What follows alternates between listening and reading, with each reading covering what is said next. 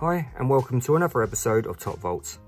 And today we're going to be looking at the Cooper. This is the C58, first released in 1961 in their second edition catalogue. These are a lovely little model, considering the time and when it was made. There's some lovely detail, like the little catches either side, which I'm assuming are possibly fuel or something like that. With the nice sort of little air intake on the side, a little scoop at the front. Really lovely little model, really. Nicely put together as well. You've got a retaining catch at the front here, so a pin that you pull out with a brass screw at the back. I believe these run the RX motors, but we'll have a look once we've opened it up. But they are a wonderful little car, really. I really enjoy working on these, and actually they run really well on the track, depending on how good your tyres are, because they're quite light. If you haven't got decent tyres, they kind of skid about the place, but they are a lovely little car. So I think we'll open up the yellow one. So let's start with the bottom. So we'll pull out the retaining clip. Quite often you don't have to pull very hard on these at all. You just pull until you feel resistance. But sometimes they pull all the way out like that. So this one, sometimes they actually stay in place. But like you've seen here, this one's a bit worn, so it's just pulled all the way through. Still operates as it should. That's not a problem at all. So we'll release the screw from the rear and have a little look inside. These screws are not done up very tight at all, because you've got a brass screw going into plastic. So they shouldn't be done up too tight, because you would literally just strip the thread inside. So let's take the top body shell off. Okay, so a little bit of dirt just in the back there, but not too bad at all, really. Head might be a little bit loose, so that might just need a little bit of heating up. Okay, so it is an RX motor, running all the original rear cog and pinion, and it turns lovely. And it actually looks to be in quite good condition.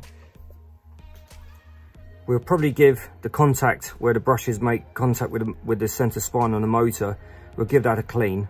But other than that, it seems pretty good in there. We have the rubber retainer, so we'll put that to one side. We'll take the front axle away for the moment, and that all looks to be good. The solder joints look good, and the braids are a bit worn, but actually still absolutely functional. There's nothing wrong with those. They've still got a nice bit of spring to them, which is all held in at the front here. And the guide looks to be in good condition. The guide and the brushes, they're actually two separate components. The brushes are held in from the front, and then are fed through and held together by these brass tabs. And the guide actually clicks into place and is retained from these 2 points. You've probably seen this on another video of mine where I've taken this apart. We won't do that today because it all looks to be in good usable condition, so there's no point disturbing that. The cables seem to be in good condition, so the only thing we really need to do here is a clean, really. So if we lift this up, so once again, all these RX motors have a pivot point at the front here, which, as I mentioned before, is my favourite function, really, because it enables you just to lift the motor up and be able to access both sides, with the chassis of the car still giving you a bit of support to hold that motor. So you can do all with like just holding it with one hand, and being able to clean with your other is brilliant. We're going to give this a little bit of oil as well, because it looks quite dry in there. Okay, so we'll get some. Okay, so we'll give this motor a light clean, and a light oil as well.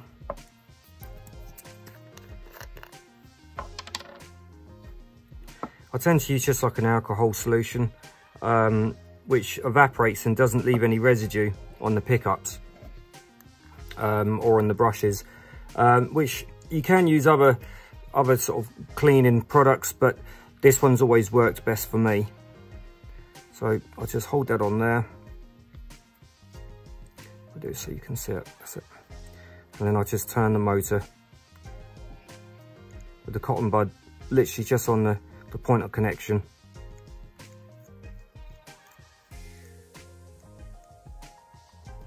And you can see already how much has come off that.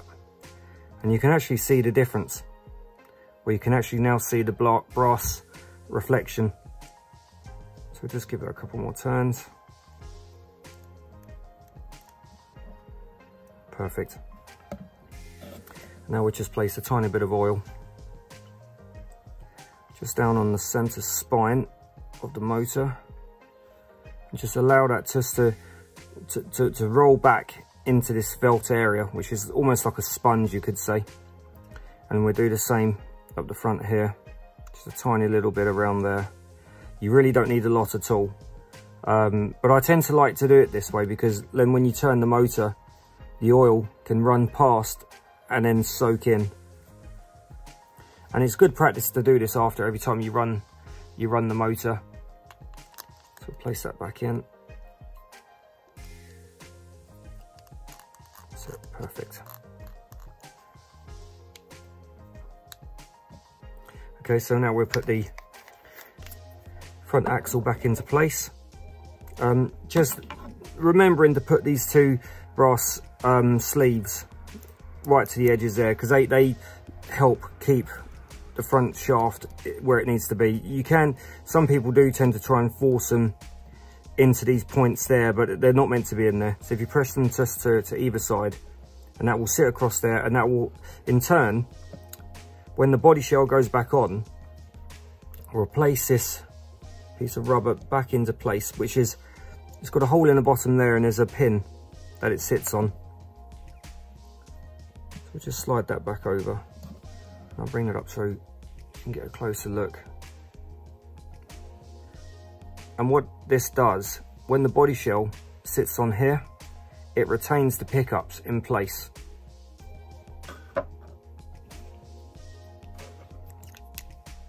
And when placing the body shell back on, just make sure you've got no wires that could be pinched from the body shell. The body shell has got 2 locating pins either side, which help you guide it down.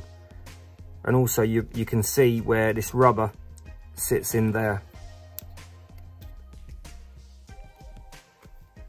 There you go, and that locates beautifully.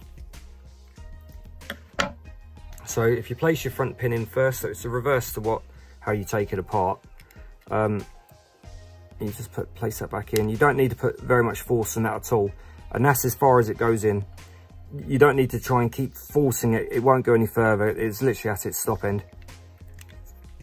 And replace the screw back in.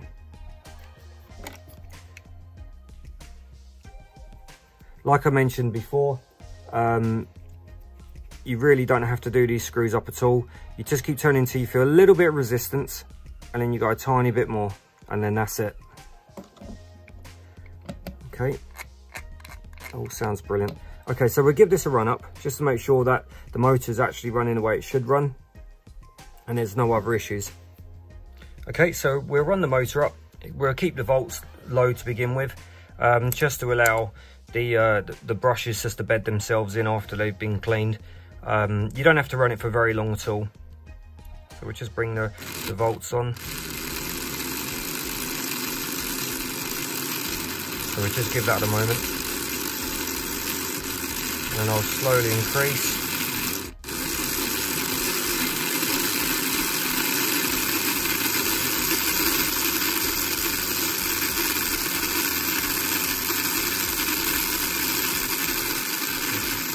Back off. Perfect. Yep, that's running brilliant. Thank you for watching my video. I hope you've enjoyed the content and found some of the tips useful. As always, if you have any tips or information on this car that you would like to share, please put it down in the comments section. I'll try my best to get back to you. Well, thank you very much, and I'll see you at the next one.